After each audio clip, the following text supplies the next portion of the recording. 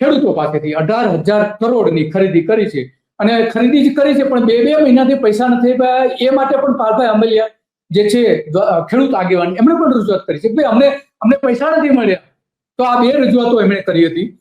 ખેડૂતો માટે કૃષિ યાંત્રિકરણ અને વિવિધ ઓજારોની ખરીદી માટે સહાય આપવા માટે 1565 કરોડની જોગવાઈ કરી છે.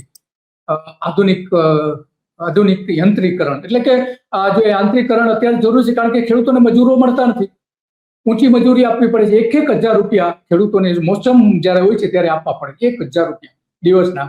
તો ખેડૂતો એના કારણે ઘણું બધું ગુમાવવું પડે છે. કપાસમાં નુકસાન થાય છે, ઘણું બધું નુકસાન થાય છે ખેડૂતો. અને એના કારણે જેમાં સૌથી વધારે મજૂરી લાગે છે ખેતી ખેડૂતો છોડી રહ્યા છે. તો આ જે જોગવાઈ કરી છે સારી જોગવાઈ છે મેકેનાઇઝ કરવા માટે, એગ્રીકલ્ચરને મેકેનાઇઝ કરવા માટે. પણ 1565 કરોડ રૂપિયા રકમ બહુ ઓછી છે.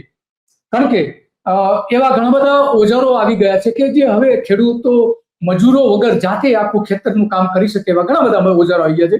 એમને જો સહાય કરવામાં આવે તો અત્યારે અત્યંત જરૂરી છે. અને એના કારણે કૃષિ ઉત્પાદન વધી શકે એમ છે. અને ઝડપથી ખેતરમાંથી માલ કાઢીને ખેડૂતો પોતે બજાર સુધી લઈ જઈ શકે અથવા તો ગોડાઉનમાં મૂકી શકે.